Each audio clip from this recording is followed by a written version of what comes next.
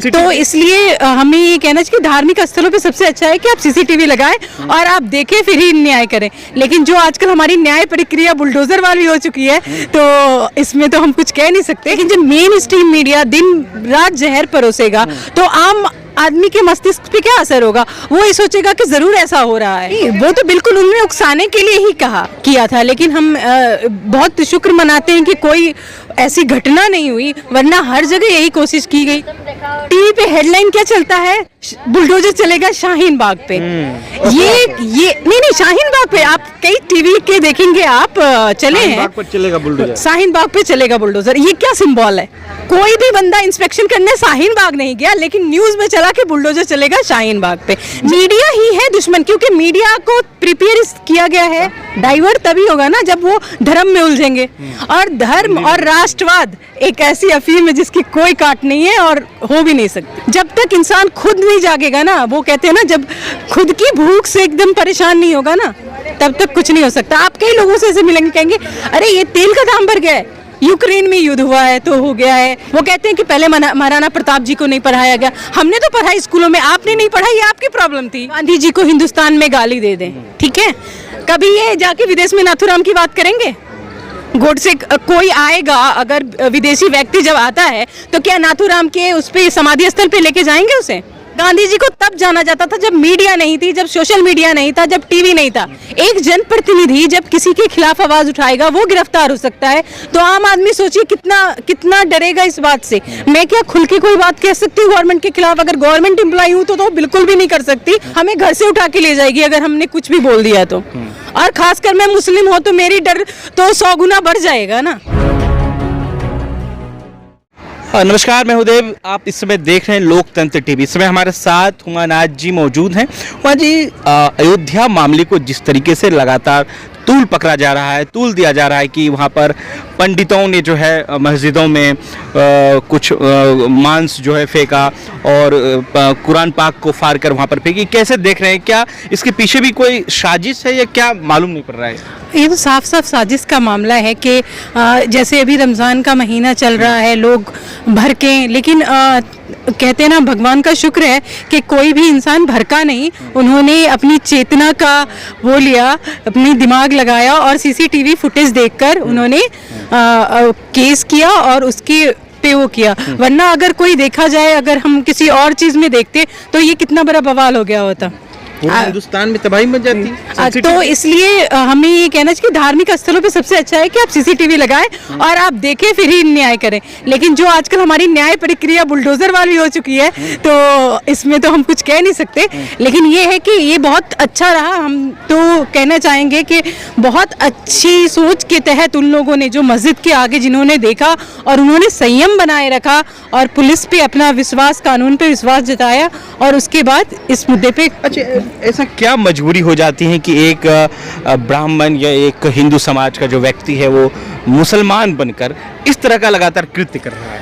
Actually क्या है ना, ये तो हमारे समाज में एक इंसान की गलती नहीं है, एक तरह का जहरीला माहौल पैदा कर दिया गया है। कौन कर रहा है? ये देखिए, एक बहुत चेन बना हुआ है। आप किसी को नहीं कह सकते ये कर रहा है वो कर रहा है।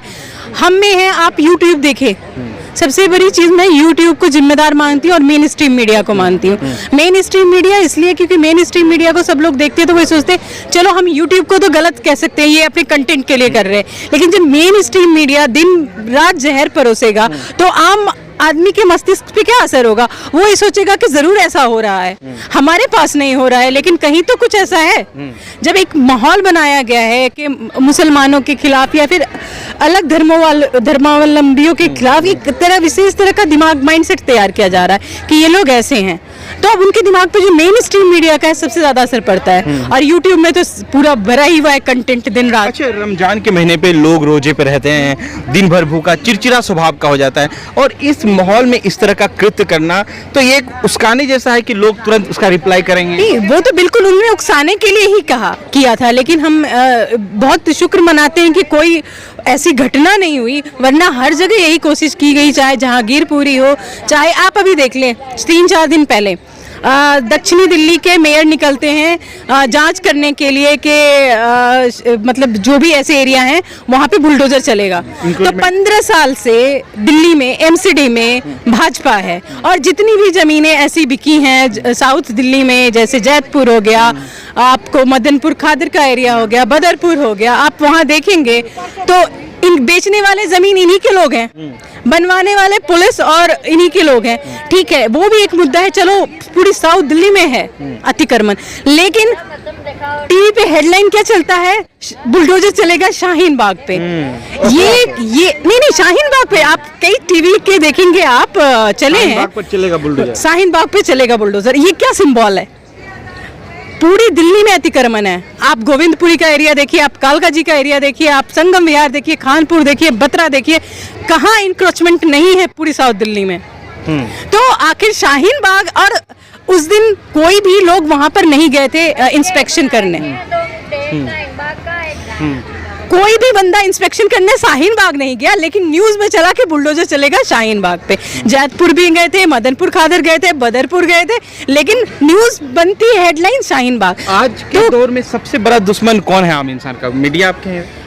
मीडिया ही है दुश्मन, क्योंकि मीडिया को प्रिपेयर किया गया है, इस तरह से बनाया गया है कि वो जो मुद्दे हैं हमारे जन सरोकार के मुद्दे हैं कि बेरोजगारी है, महंगाई है, लोग परेशान हैं, उन पे बात ना हो तो उनका माइंड डाइवर्ट कैसे होगा? डाइवर्ट तभी होगा ना जब वो धर्म में उलझेंगे।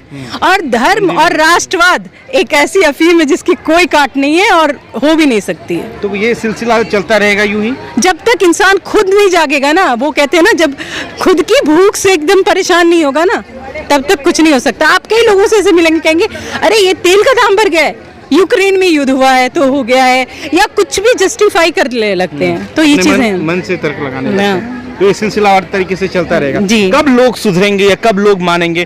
क्या एजुकेशन का अभाव है या एक पूरा प्लान है दिग्भ्रमित करने का? नहीं, दिग्भ्रमित करने का प्लान क्या है? अपर मिडिल क्लास में सब लोग पढ़े लिखे हैं, आप देखिए ना, वो भी दिग्भ्रमित हैं।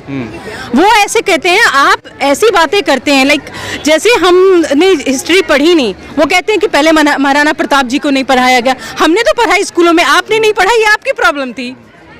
हाँ, अशोका को नहीं पढ़ाया, किसने कहा कि नहीं पढ़ाया? सारे लोगों को पढ़ाया गया। अगर हिस्ट्री है, अगर एक जो भी आप पढ़ेंगे तो उसमें सब लोगों को पढ़ाया गया, लेकिन आज इनके दिमाग में कहा जाता है अरे उनकी सरकार में हमें नहीं पढ़ाया गया। आप पढ़ोगे तब पढ़ोगे ना। अच्छा, गांधी वर्सेस नाथूराम की जो बात चल रही है उसी के तरीके पे आप बोल रही हैं क्या? बिल्कुल, आप देखिए, भले ही ये कितना भी गांधी जी को हिंदुस्तान में गाली दे दें, ठीक है, कभी ये जाके विदेश में नाथूराम की बात करेंगे? गोडसे कोई आएगा, अगर विदेशी व्यक्ति जब आता है तो क्या नाथूराम के उस पे समाधि स्थल पे लेके जाएंगे उसे? जो देश की लीगेसी है वो गांधी जी की ही तो है। आप कहते हैं कि गांधी जी को अब जाना जाता, गांधी जी को तब जाना जाता था जब मीडिया नहीं थी, जब सोशल मीडिया नहीं था, जब टीवी नहीं था। गांधी जी को कहा जाता है कि वो एक ऐसे व्यक्ति थे जो जिसे पूरा देश नमन करता है, पूरा विश्व नमन करता है उनको। लेकिन आज हमारे हिंदुस्तान में ही वो एक कहते हैं ना कि मजबूरी का नाम गांधी जी बना दिया गया। हाँ, महात्मा गांधी। अच्छा, क्या ऐसा उम्मीद किया जा सकता है कि आने वाले वक्त में जो है हिंदुस्तान में बड़ा बदलाव देखने के मिलेगा, लोग सड़कों पर उतरेंगे और तमाम चीजों से लड़ेंगे? देखिए, जब तक हम श्रीलंका में चीजें सामने आई हैं, जब तक हम एकजुट नहीं होंगे ना, जब तक कुछ नहीं हो सकता। पता है अभी क्या हो रहा है? अगर मेरे साथ दिक्कत आ रही है तो मेरे अंदर धर्म और राष्ट्रवाद इतना भरा हुआ है कि मैं सोच रही हूँ अरे मेरे साथ दिक्कत हो रही है। अगला आदमी जो टीवी पे दिख रहा है वो बहुत खुश है, उसको सब कुछ मिल रहा है, उसकी इलाज हो रहा है, उसको अनाज मिल रहा है, उसकी लाइफ बहुत अच्छी। मेरे साथ ही प्रॉब्लम है ना। ठीक है, 3 महीने से सैलरी नहीं मिली टीवी वाले लोग। टीवी वाले कितने दिखाते हैं? 100 में से 20% जब देखते हैं कि अब इस मुद्दे को दिखाना है। अभी बताइए, ये आंगनबाड़ी बहनों का आंदोलन है, ये पिछले 3 महीने से चल रहा है। ये सिविल लाइंस पे 38 दिन तक चला, केजरीवाल की आवाज के आगे। एक दिन भी टीवी ने इसको दिखाया हो, एक आध दिन को छोड़ के? आप बताएं, कितने ऐसे मुद्दे हैं जिन पे टीवी बात ही नहीं करता। आप देखेंगे कि रोज जो मुद्दे होते हैं, मास्टर स्ट्रोक, हल्ला बोल, हिंदुस्तान नहीं झुकेगा, पता नहीं क्या क्या तो उनके बोल है, और उनमें क्या डिबेट है? हिंदू मुस्लिम। अच्छा, जिग्नेश मेवानी का जो लगातार मुद्दा, एक मुद्दे से छूटते हैं, दूसरे से फिर गिरफ्तार कर लिया जाता है, हालांकि रात में उनकी रिहाई हो गई, उसको कैसे देखा? अब हम ये देखिए, एक तो दलित, एक तो एमएलए जनप्रतिनिधि, एक जनप्रतिनिधि जब किसी के खिलाफ आवाज उठाएगा वो गिरफ्तार हो सकता है। तो आम आदमी सोचिए कितना डरेगा इस बात से। मैं क्या खुल के कोई बात कह सकती हूँ गवर्नमेंट के खिलाफ? अगर गवर्नमेंट एम्प्लॉय हूँ तो बिल्कुल भी नहीं कर सकती। और अगर आम जन भी हूँ तो मुझे डर लगेगा, बिजनेसमैन हूँ तो मुझे डर लगेगा कि मैं गवर्नमेंट के खिलाफ बोलूंगी, गवर्नमेंट हम पे कार्रवाई करेगी, हमें घर से उठा के ले जाएगी अगर हमने कुछ भी बोल दिया तो। और खासकर मैं मुस्लिम हूँ तो मेरी डर तो 100 गुना बढ़ जाएगा ना। उमर खालिद ने क्या बोला था? उमर खालिद क्या पूरा इंटरव्यू सुने। मैं मानती हूँ कि सजील ईमान को एक तरफ रखें, उमर खालिद को एक तरफ रखें। उमर खालिद ने क्या कहा था? उमर खालिद ने क्या गलत कहा था? अगर हाई कोर्ट कहता है कि जुमला शब्द एक लक्ष्मण रेखा है, जुमला शब्द क्या लक्ष्मण रेखा है? तो कह रहे हैं कि डॉक्टरेट वीडियो बना के जो है पूरा नहीं, अभी जिस मामले में वो तो जेएनयू प्रकरण की बात नहीं कर रही हूँ मैं। शाहीन बाग में जो उनकी गिरफ्तारी हुई है उस बात पे कह रही हूँ मैं। जो शाहीन बाग का जो उनका वीडियो है उसमें कहीं कुछ नहीं, उन्होंने प्रधानमंत्री के खिलाफ जुमलाबाजी की बात बोली। तो ये तो खुद कहते हैं, अमित शाह ने कहा था कि 15 लाख जुमलाबाजी है। फिर तो इस हिसाब से अमित शाह को भी जेल होनी चाहिए। तो अब क्या कह सकते हैं हम, किस बात को कहें और किस बात को कहें?